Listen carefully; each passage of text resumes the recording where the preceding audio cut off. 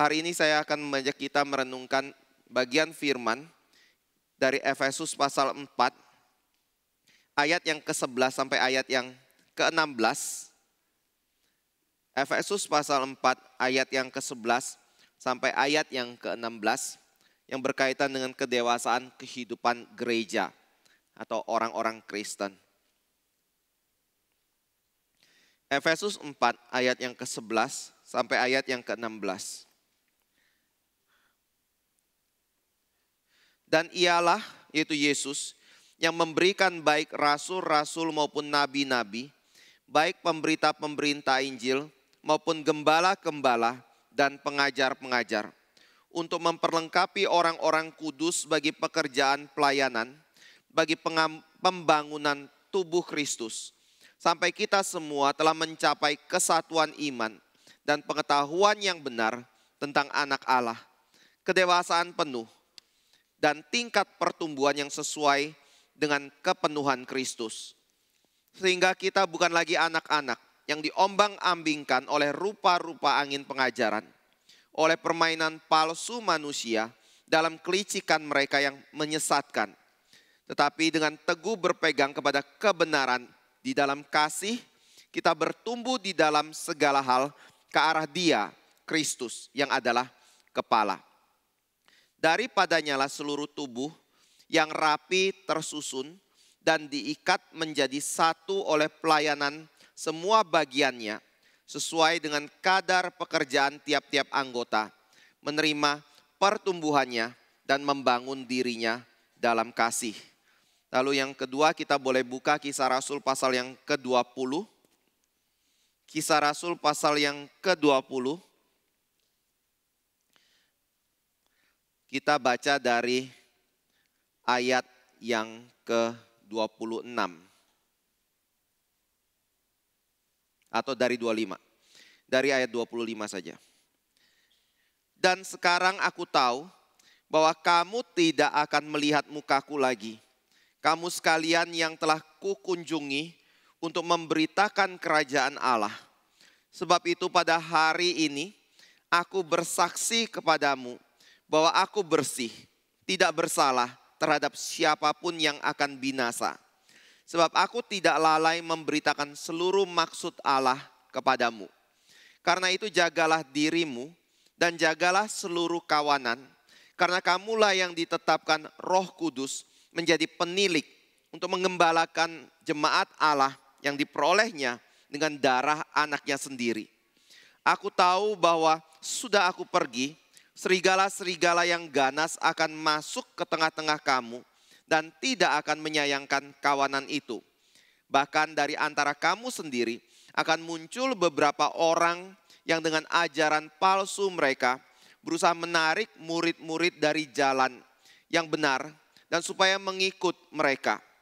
Sebab itu berjaga-jagalah dan ingatlah bahwa aku 3 tahun lamanya siang malam dengan tiada berhenti-hentinya menasihati kamu masing-masing dengan mencucurkan air mata.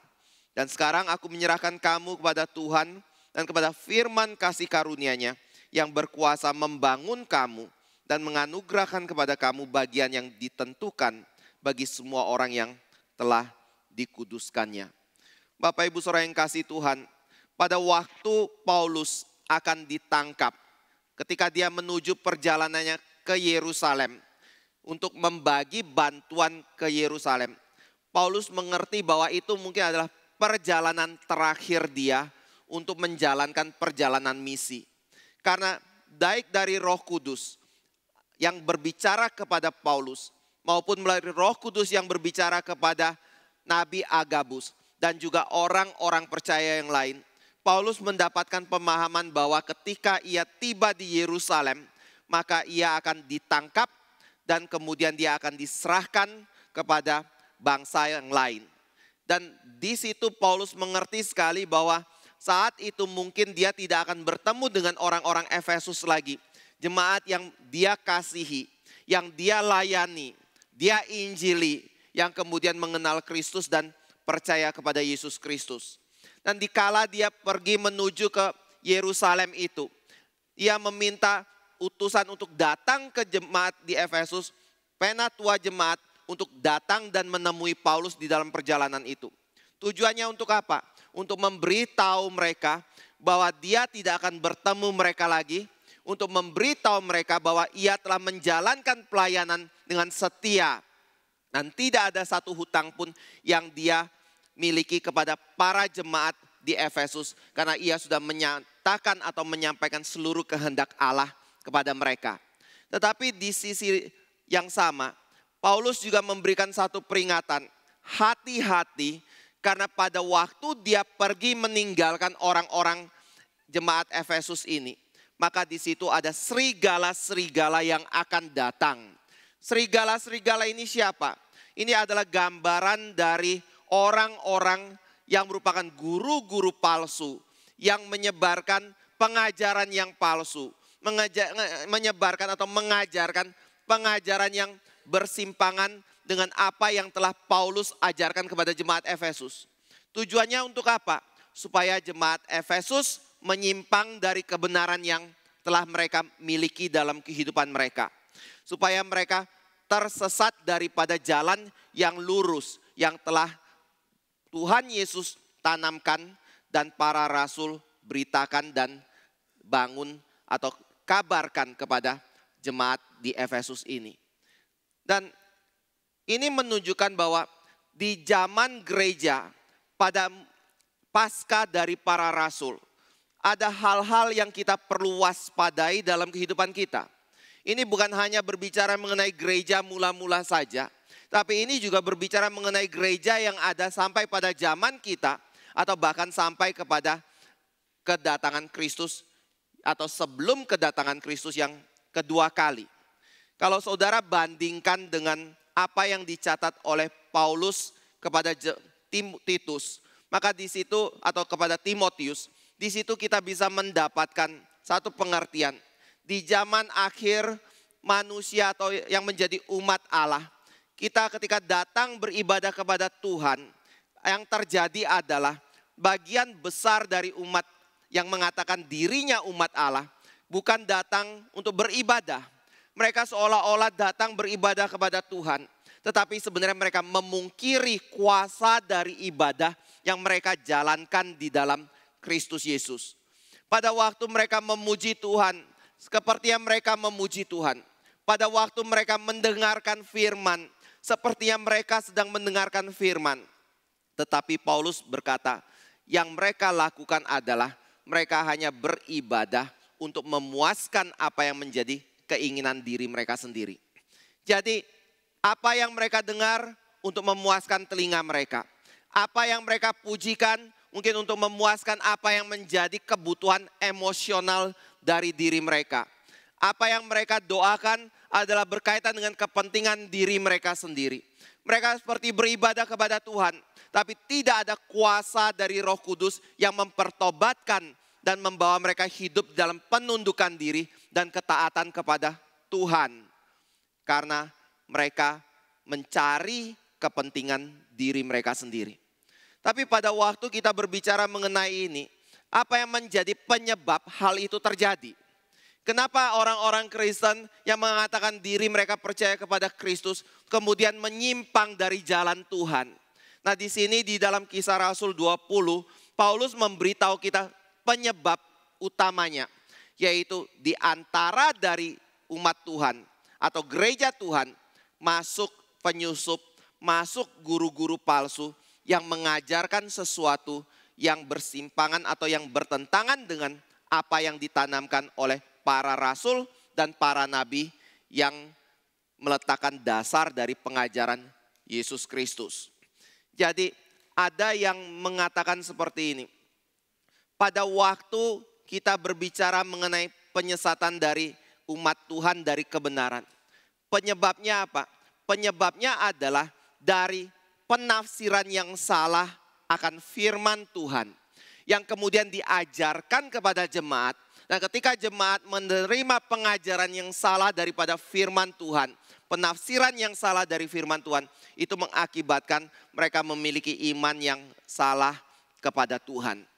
Makanya kalau saudara bandingkan dengan surat 2 Petrus, Petrus berkata dengan sangat keras sekali bahwa di antara orang-orang yang mengaku dirinya sebagai orang Kristen, ada orang-orang yang ketika membaca tulisan-tulisan Paulus, mereka menyadari bahwa tulisan itu bukan sesuatu yang gampang untuk diterima.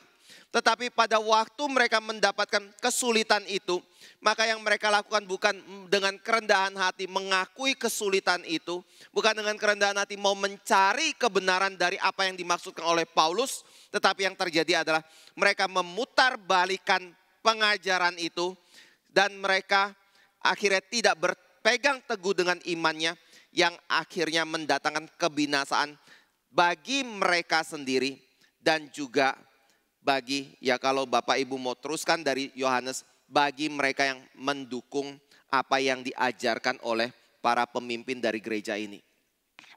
Kenapa begitu? Karena pemberitaan melalui firman itu menjadi sarana yang utama dan sarana yang penting bagi pertumbuhan iman dari umat percaya. Baik Luther maupun Calvin, dia mengatakan seperti ini. Pada waktu seorang pendeta atau hamba Tuhan berkhotbah, maka Bapak Ibu jangan lihat bahwa khotbah itu adalah sesuatu mungkin penyampaian atau sesuatu dorongan semangat atau sesuatu motivasi untuk membangkitkan semangat kita saja. Tetapi pada waktu seorang hamba Tuhan berkhotbah, maka saudara harus melihatnya bahwa Tuhan sedang berbicara melalui mulut dari para hamba Tuhan yang sedang berkhotbah itu. Dan mereka berkata seperti ini adalah satu penyataan kerendahan hati dari Tuhan Allah untuk bekerja, mengatakan sesuatu atau menyampaikan wahyunya dan kehendaknya kepada umatnya tanpa terlihat oleh jemaat. Maksudnya apa?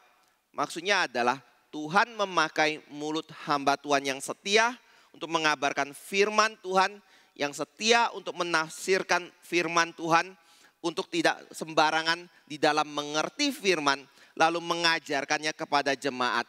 Dan Tuhan sendiri hadir melalui peristiwa pengajaran tersebut. Karena apa? Ini adalah cara Tuhan yang merendahkan dirinya supaya dia tidak dilihat oleh jemaat, tetapi jemaat belajar menerima perkataan itu sebagai perkataan yang bersumber dari Tuhan sendiri. Saya percaya ini adalah satu kalimat yang benar, yang mendidik kita untuk belajar beriman walaupun kita tidak melihat kepada Tuhan secara fisik melalui pandangan mata kita.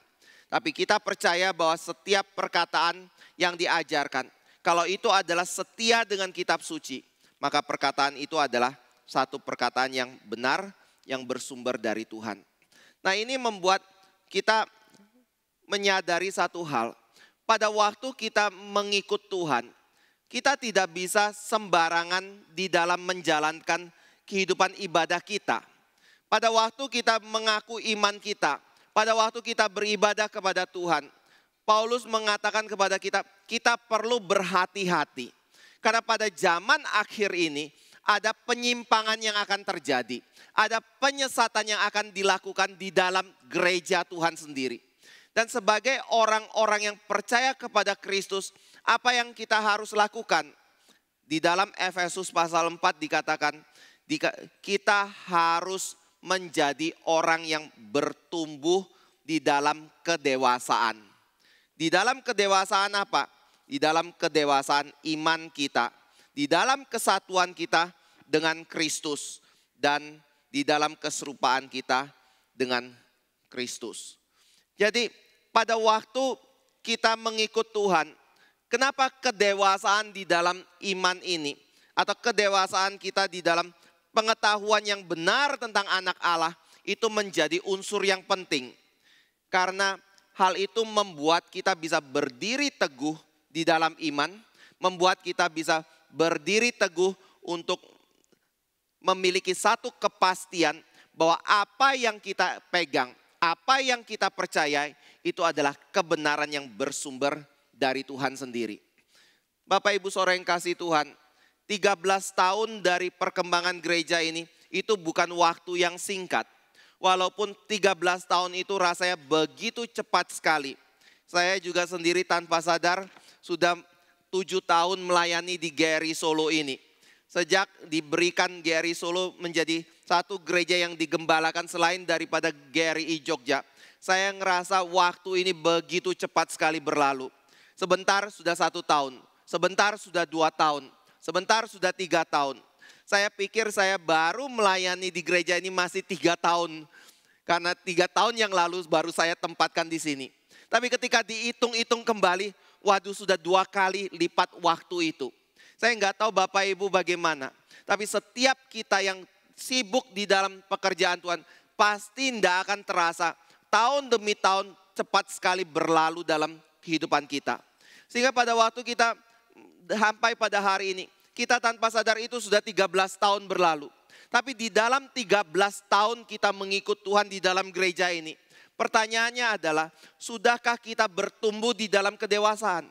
Sudahkah kita memiliki iman yang teguh di dalam Kristus? Ataukah kita masih seperti seorang yang bayi, seorang anak-anak, seorang yang belum mengalami satu pendewasaan?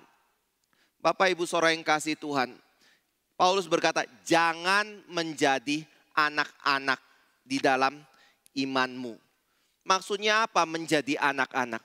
Yaitu kita menjadi seperti anak kecil. Apapun yang menjadi besaran tubuh mereka, kalau mereka adalah anak-anak, ya tetap adalah anak-anak. Maksudnya bagaimana? Maksudnya adalah berapa lama pun saudara mengikut Tuhan, berapapun lama saudara menjadi orang Kristen, itu tidak pernah menjadi penentu kedewasaan saudara. Kalau saudara sudah menjadi orang Kristen selama 50 tahun, apakah itu menjamin kalau kita adalah orang yang sudah dewasa dalam iman? Alkitab berkata, tidak. Mungkin kita sudah 50 tahun, tetapi iman kita seperti seorang anak sekolah minggu yang baru berusia mungkin 10 tahun, mungkin belasan tahun dalam kehidupan kita. Karena apa? Karena kita masih memiliki iman anak-anak. Nah, apa yang jadi ciri dari iman anak-anak yang bertolak belakang dengan kedewasaan itu? Ya tentunya kita bisa melihat dari kehidupan anak-anak sendiri. Kalau saudara memperhatikan anak-anak, bagaimana ciri dari mereka? Kenapa mereka disebut sebagai anak-anak? Saya yakin kita ketika melihat anak-anak, kita bisa tahu anak-anak enggak punya kesabaran.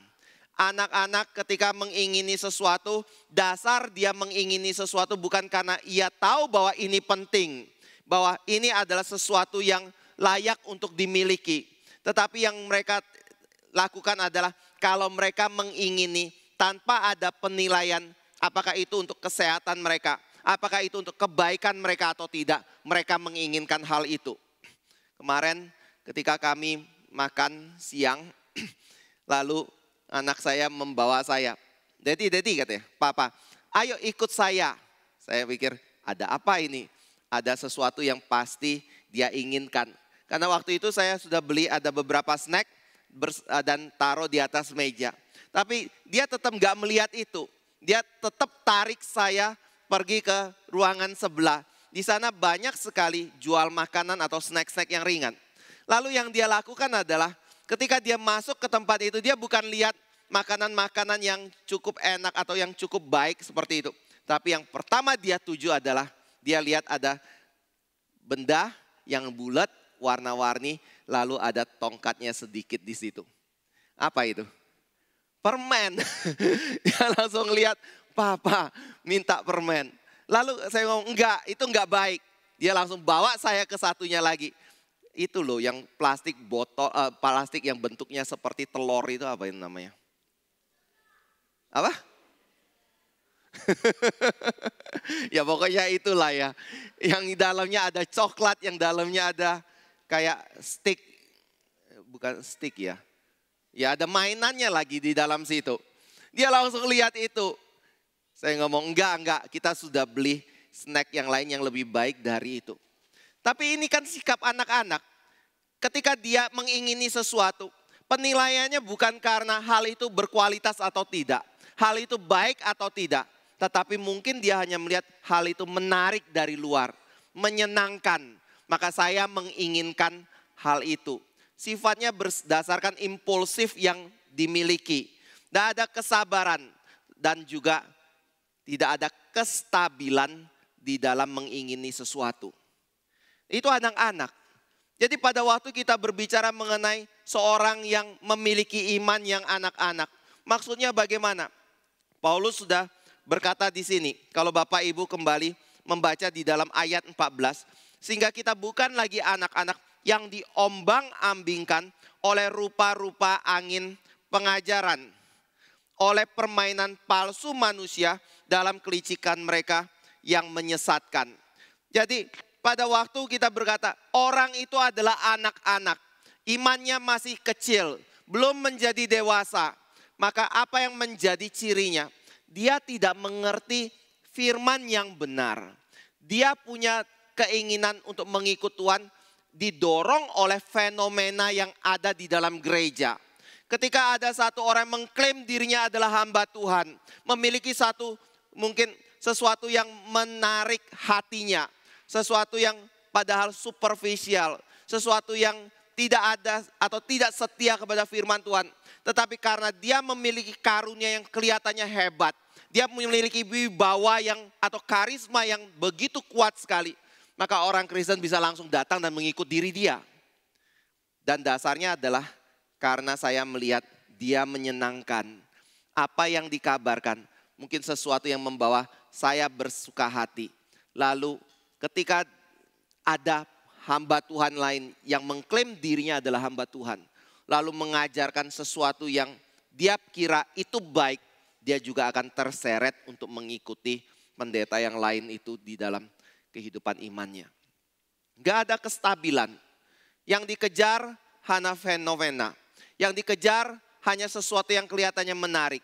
Tetapi kalau dia datang di dalam ibadah yang kelihatannya monoton, yang kelihatannya tidak bergairah, bukan dalam pengertian tidak bergairah ya, tidak sesuai dengan apa yang menjadi hasrat hatinya, yang ketika menekankan kepada firman Tuhan, mungkin bagi dia itu adalah hal yang menjemukan, hal yang membosankan, hal yang perlu dihindari.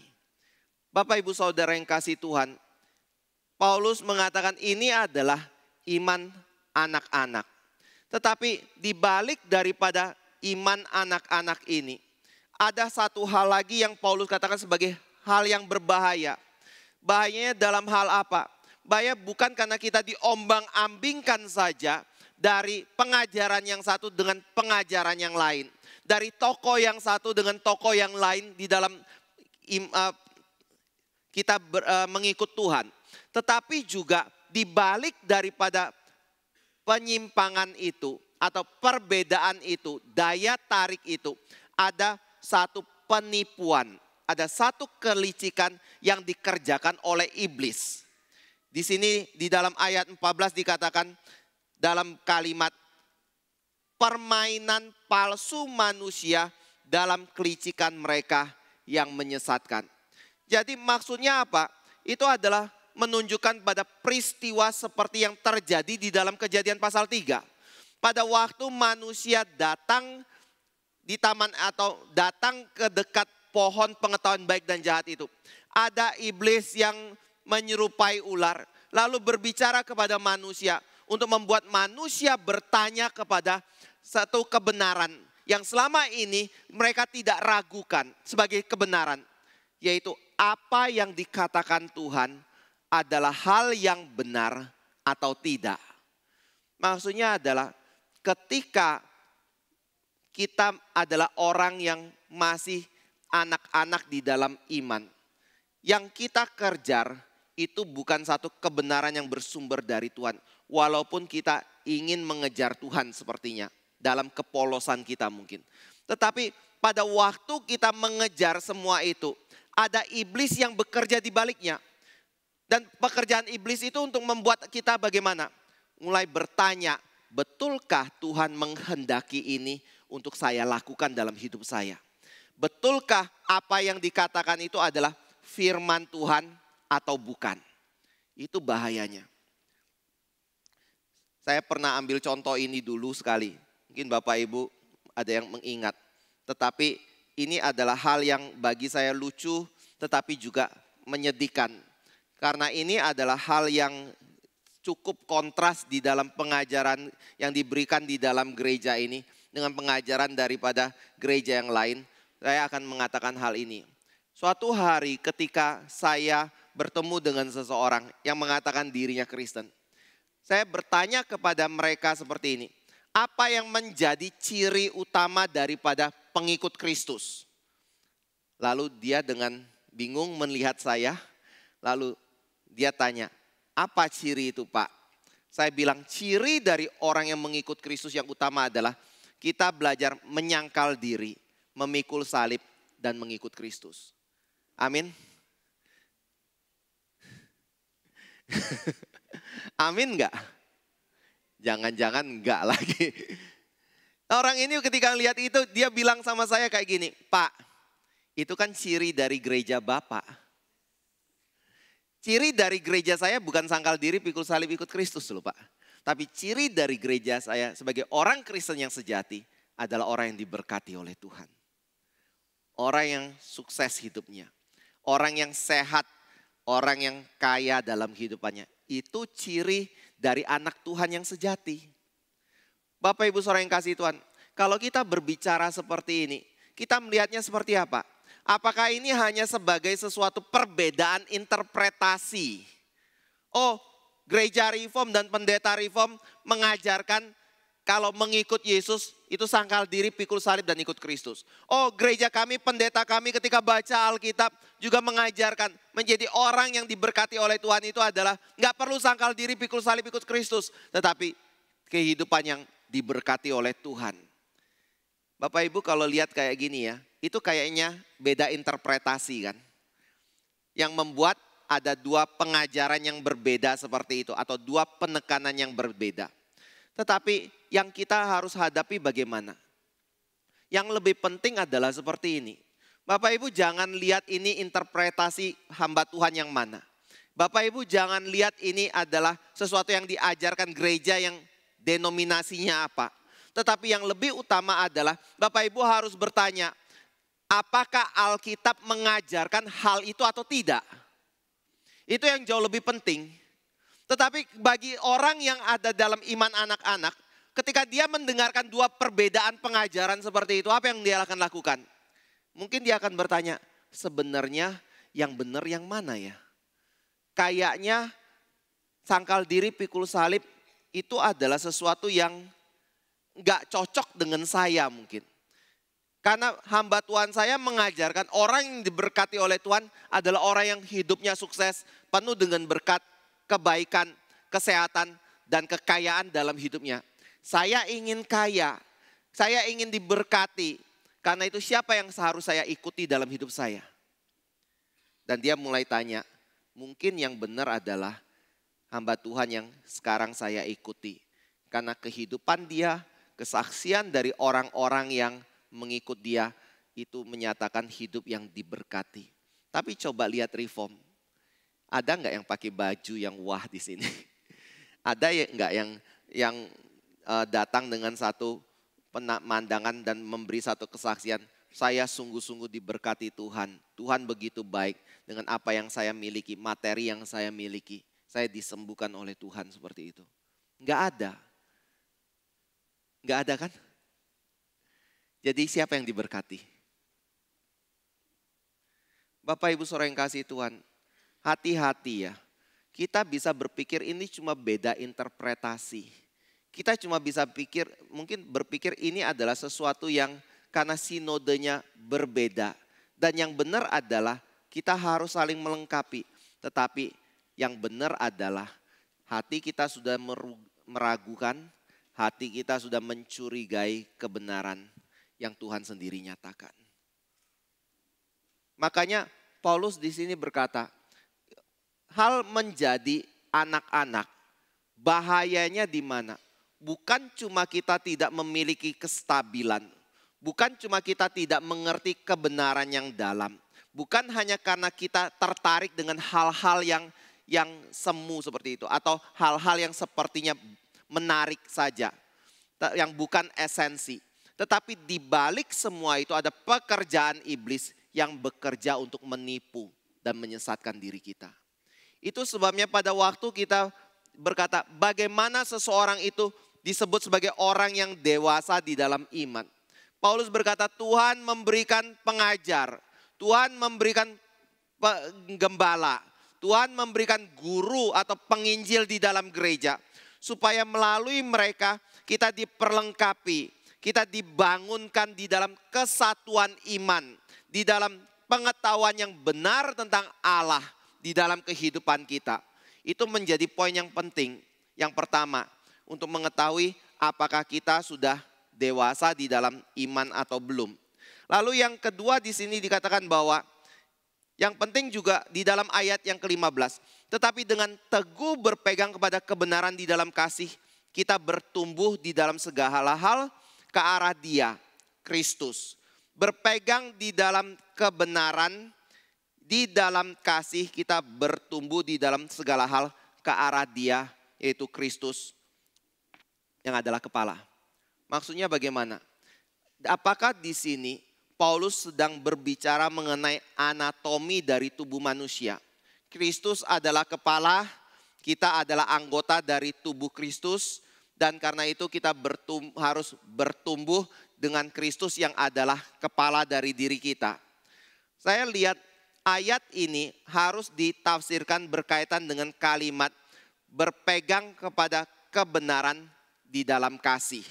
Karena pada waktu kita melihat di dalam bagian-bagian dari kitab Efesus mulai dari pasal 1, pasal 3, pasal 4 ini.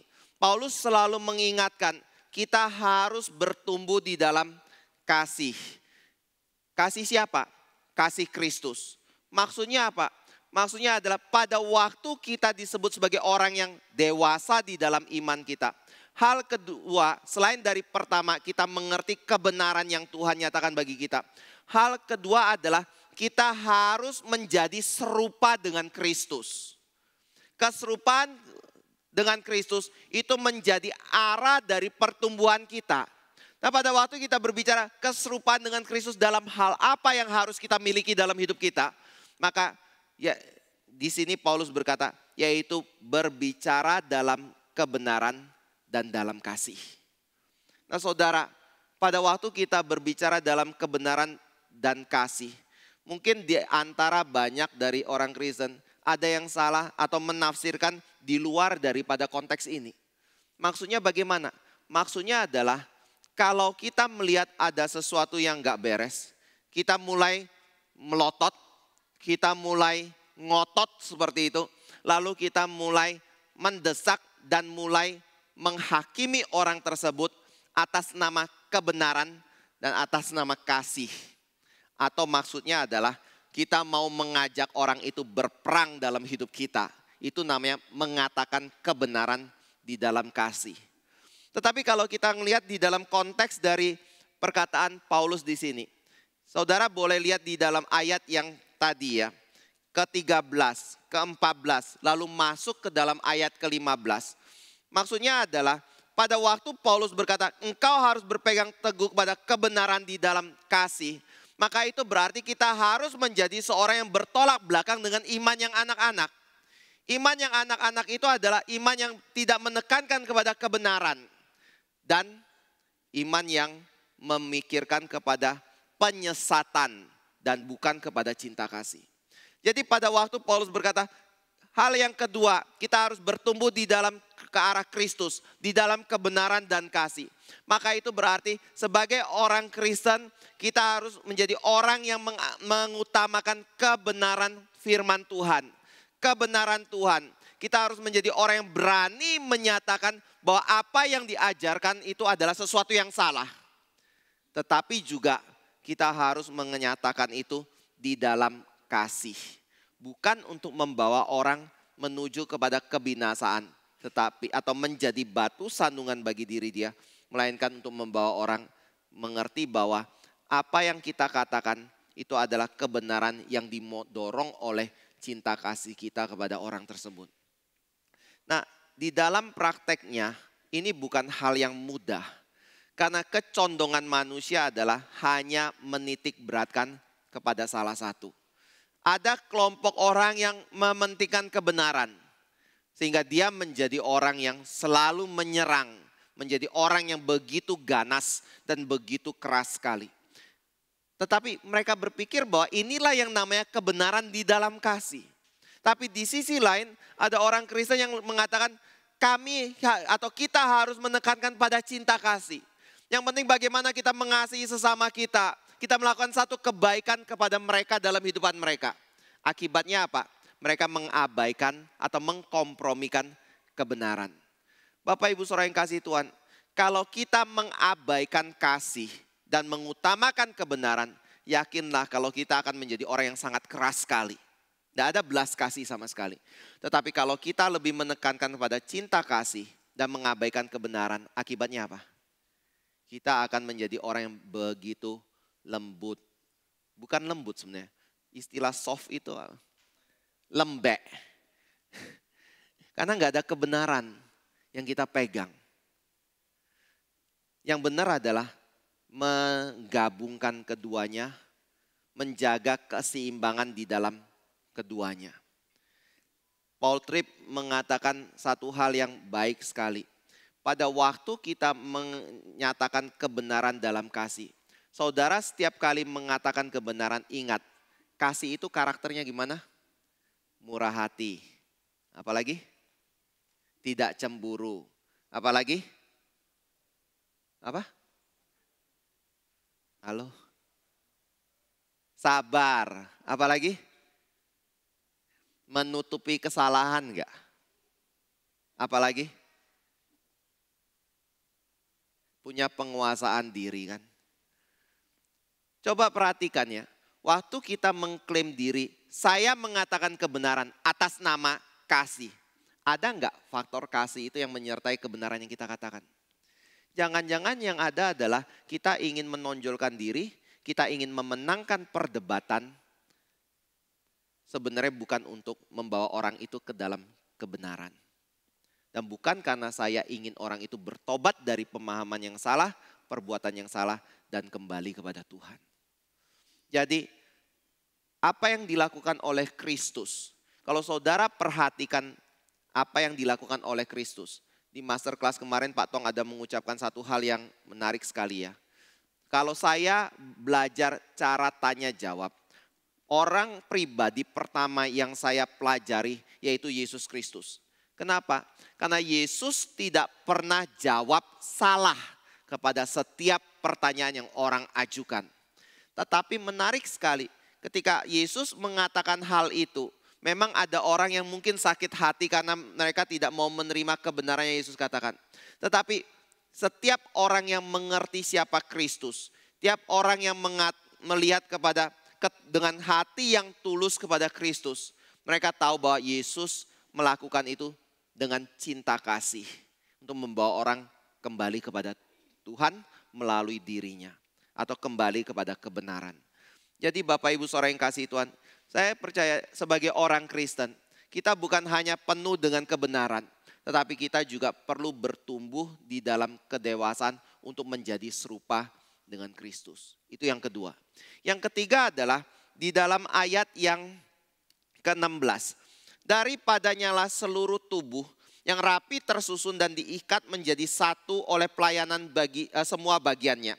Semua sesuai dengan kadar pekerjaan tiap-tiap anggota. Menerima pertumbuhannya dan membangun dirinya dalam kasih. Waktu berkata seperti ini, semuanya bekerja, bertumbuh, rapi tersusun. Menurut pelayanan semua bagiannya sesuai dengan kadar pekerjaan tiap-tiap anggota.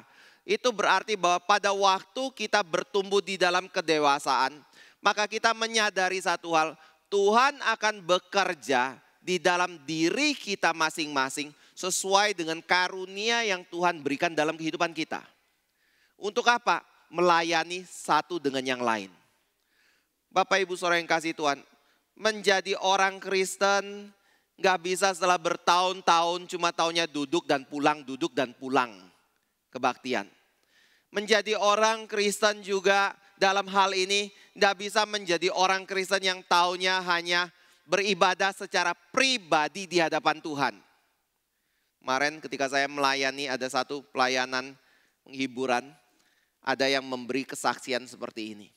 Saya adalah orang yang percaya Yesus adalah satu-satunya jalan, kebenaran, dan hidup. Saya tidak pernah ragukan ini dalam kehidupan saya. Tetapi sebagai orang yang mengatakan diri percaya pada Yesus, saya tidak pernah pergi ke gereja dan saya tidak pernah berdoa. Namun saya mengajarkan kepada anak-anak saya dan keponakan saya harus percaya kepada Yesus. Dia satu-satunya jalan kebenaran dan hidup dan tidak boleh tidak pergi ke gereja. Bapak Ibu saudara yang kasih Tuhan, ini iman bukan? Ini sesuai dengan apa yang dimengerti atau diajarkan oleh Paulus atau tidak? Khususnya di dalam zaman pandemi, kita melihat ada orang-orang yang berpikir bahwa dia bisa beribadah di hadapan Tuhan dengan di depan TV, di depan HP. Atau dia bisa beribadah kepada Tuhan sendirian di situ. Betulkah? Saya lihat itu bukan Alkitabiah. Yang benar adalah setiap orang Kristen harus datang secara fisik di dalam gereja. Setiap Kristen ketika datang dalam gereja, dia harus menggunakan karunia yang Tuhan berikan pada diri dia untuk melayani saudara seiman yang lain. Nah, ketika dia melayani saudara seiman yang lain, Tuhan bekerja masing-masing melalui pelayanan itu, kita bertumbuh menuju kepada Kristus atau sesuai dengan apa yang menjadi kehendak Kristus dalam kehidupan kita. Jadi kita bukan hanya mengerti kebenaran, bukan hanya kita bertumbuh di dalam kedewasaan ke arah Kristus, tetapi kita juga mendapatkan asupan kekuatan, asupan untuk segala kemampuan untuk melayani Dia melalui kita melayani setiap dari orang Kristen yang ada di dalam gereja. Dan setiap orang Kristen ketika melayani dengan satu orientasi dalam hidupnya, yaitu untuk menyatakan Injil di dalam kehidupannya. Itu adalah orang Kristen yang dewasa. Jadi, mungkinkah kita bisa berkata seperti ini? Saya nggak butuh orang Kristen yang lain. Saya beribadah sendiri. Dan dengan begitu saya mengenal Tuhan dan saya memberkati orang lain. Bapak Ibu saudara yang kasih Tuhan, saya kira itu penipuan diri ya. Bagaimana kita bisa memberkati orang lain kalau nggak ada orang lain dalam hidup kita? Bagaimana kita bisa diberkati oleh orang lain kalau kita tidak pernah berinteraksi dengan orang lain dalam kehidupan kita? Tuhan sudah punya rencana, ada kesatuan tubuh di dalam Kristus. Dengan tiap-tiap anggota tubuh itu, tiap-tiap orang Kristen yang beribadah kepada Tuhan di dalam Kristus mendapatkan kekuatan rohani dari kita terhubung dengan Kristus. Dan sebagai orang yang terhubung dengan Kristus pasti tidak mungkin memisahkan diri dari anggota yang lain. Dari anak Tuhan yang lain. Jadi bagaimana kita bisa bertumbuh di dalam Tuhan? Hal pertama adalah saudara harus mengerti apa yang saudara makan. Apakah yang saudara makan itu kebenaran atau bukan? Sesuatu yang sungguh-sungguh setia dengan apa yang Tuhan kehendaki atau bukan. Lalu yang kedua saudara harus mengerti bahwa saudara harus mengalami pertumbuhan. Ketika saudara mengikut Tuhan dan mengatakan diri saya percaya kepada Kristus. Uji diri sendiri. Ada tidak karakter Kristus yang hidup dalam diri kita? Jangan-jangan kita hanya mengklaim saya percaya Yesus, saya tahu kebenaran. Tapi ciri Kristus gak ada sama sekali dalam kehidupan orang atau diri kita sendiri. Itu bukan kedewasaan. Orang yang melihat diri kita harus bisa berkata seperti Paulus berkata, bukan aku lagi yang hidup, melainkan Kristus yang hidup di dalam diriku. Itu aspek yang kedua, ada pertumbuhan kepada Kristus. Yang ketiga adalah saudara harus belajar untuk hadir. Hadir di dalam hal apa? Di dalam setiap kesempatan kita beribadah kepada Tuhan.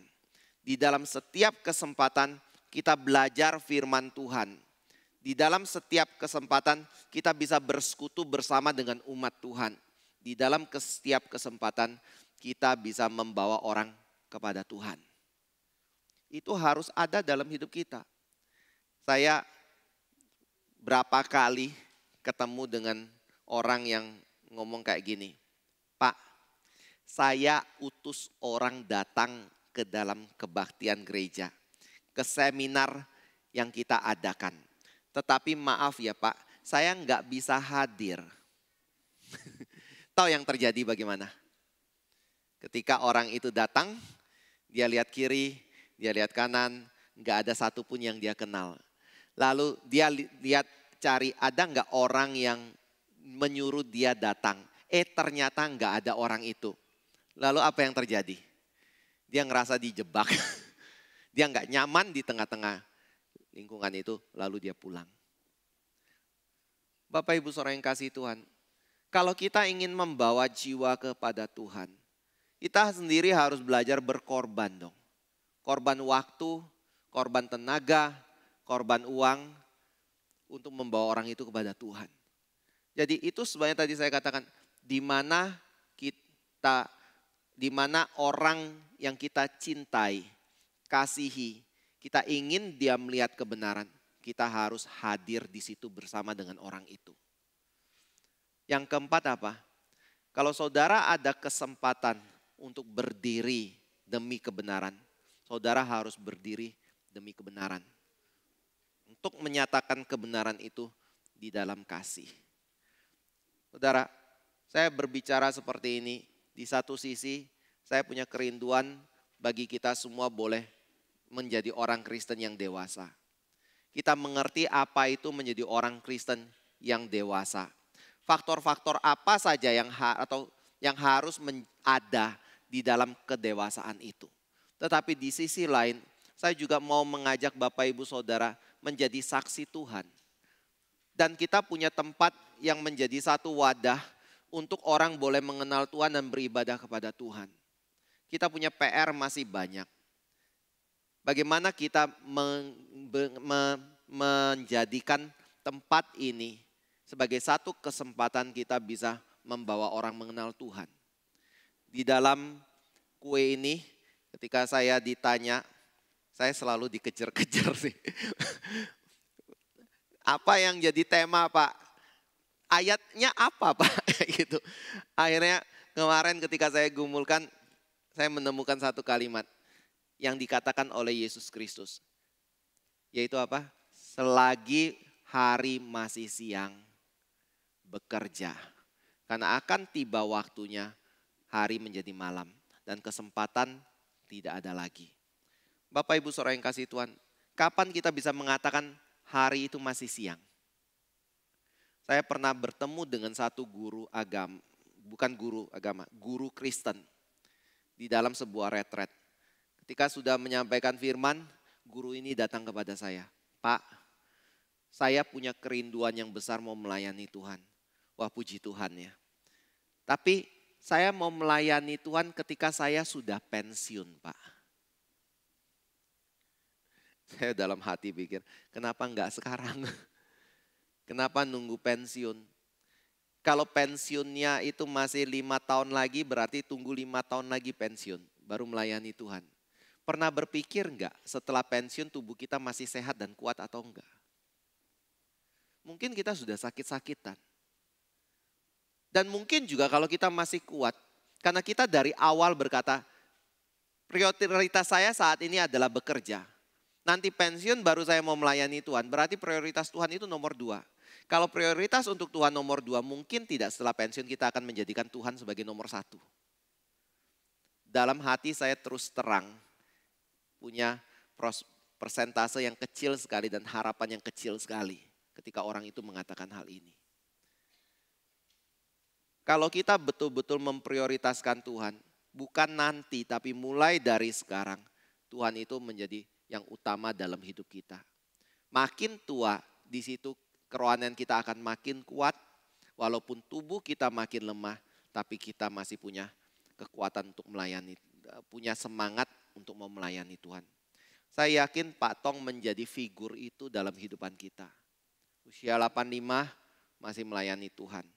Dan saya kira salah satu pengurus dari Jogja juga menjadi salah satu figur itu. Bapak Ibu yang hadir di Jogja mungkin lihat ada satu bapak tua yang didorong dengan kursi roda naik ke atas mimbar. Kenapa dia duduk di atas kursi roda? Karena baru beberapa hari yang lalu belum 1 minggu itu di bypass jantungnya. Pak Susilo. Tapi karena ini adalah acara dedikasi yang begitu penting dan Pak Tong hadir di situ dan dia juga belajar dari Pak Tong bagaimana melayani Tuhan dengan penuh pengorbanan. Dia telepon saya pribadi. Dawis, saya kalau bisa saya akan usahakan pulang untuk hadir. Dokter sih ngomong nggak boleh. Tapi saya rasa saya harus hadir. Karena saya ngotot akhirnya dokter ngomong kayak gini. Oke lah Bapak mau hadir boleh. Tapi Bapak pulang dari Jakarta sewa Alphard ya. Supaya nyaman duduk di situ. Lalu selama bertemu dengan orang pakai masker ya. Lalu jangan banyak bertemu dengan orang. Supaya jangan ketularan sakit. Begitu batuk itu sakitnya minta ampun. Akhirnya dia ngomong iya, dia datang. Pulang dari acara itu, Minggu dia pengen hadir. Tapi mendadak dia WA di dalam grup. Bisa nggak tolong disiapkan relay untuk saya dari rumah. Saya pikir ada apa kan. Saya tanya ke anaknya, Papa gimana kondisinya? Papa itu ya, kalau kita tanya selalu ngomong baik saja. Nggak pernah ngomong sakit atau susah. Jadi kita waktu tanya kepada dia, kita harus tanya dengan memperhatikan benar-benar gerak tubuh dia dan wajah dia dan segala macam. Untuk mengetahui dia betul-betul dalam kondisi baik atau sakit. Dan kemarin pasca dari dedikasi bagaimana Bapak? Kayaknya dia ada nyeri sedikit di dadanya. Tapi sebenarnya dia pengen datang kebaktian Minggu. Lalu kenapa enggak datang? Karena mama baru bicara dengan orang di gereja yang ngomong kayak gini. Ibu tahu enggak orang yang bypass jantung 3 bulan pertama itu masa untuk penyembuhan luka. 3 bulan berikutnya baru pemulihan. Setelah itu baru boleh sedikit-sedikit berjalan keluar bertemu dengan orang dan melakukan aktivitas. Dan 3 bulan pertama mayoritas dari waktunya harus berbaring di atas tempat tidur. Untuk istirahat. Akhirnya istri yang ngomong sama suaminya, sudah minta relay aja nggak usah datang ke gereja hari ini. Akhirnya kita buat relay untuk dirinya. Tapi semangat itu bagaimana? Untuk mau hadir bersama dengan Tuhan. Untuk mau menegakkan kebenaran. Untuk mau mengorbankan waktu dan tenaga kita. Untuk orang bisa mengenal Kristus dan memuliakan Tuhan. Bapak Ibu Saudara yang kasih Tuhan.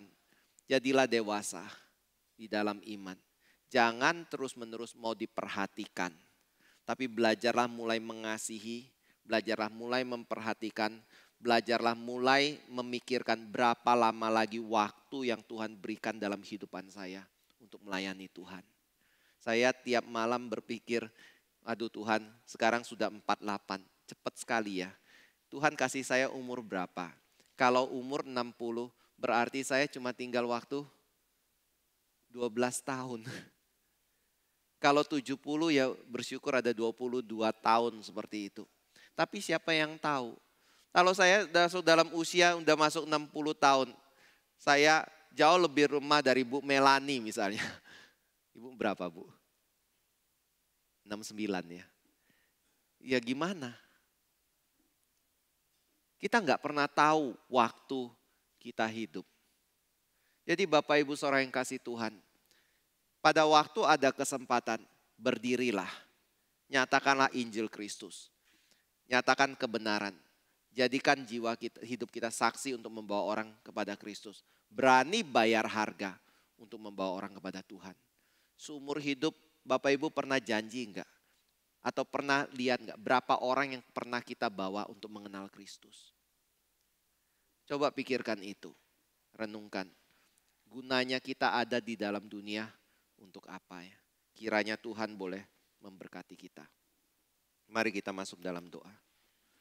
Kami kembali bersyukur Bapa untuk kesempatan kami bersama-sama beribadah di hadapan Engkau dan kesempatan kami bersama-sama untuk memperingati ulang tahun yang ke-13 ini. Tolong kami ya Tuhan ketika kami berjalan di dalam iman, kami tidak menjadi orang yang puas dengan apa yang kami sudah miliki dalam hidupan kami. Tetapi kami boleh terus menuntut diri untuk mengejar apa yang menjadi kehendak Tuhan dalam kehidupan kami. Tolong kami ya Tuhan, kami boleh menjadi orang Kristen yang berdiri di dalam iman, mengerti kebenaran yang harus kami pegang dengan teguh dan tidak terombang-ambing oleh berbagai pengajaran. Tetapi juga hidupan kami boleh sungguh-sungguh menyatakan Kristus dan selalu ada di mana kebenaran Tuhan dinyatakan.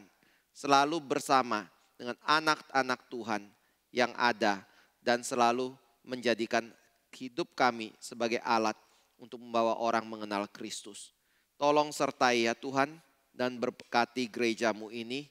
Di usia yang ke-13 tahun ini kami boleh sungguh menjadi anak-anak Tuhan yang makin menyatakan cinta kasih Kristus dalam kehidupan kami. Sekali lagi kami berdoa, bersyukur hanya di dalam nama Tuhan Yesus. Amin.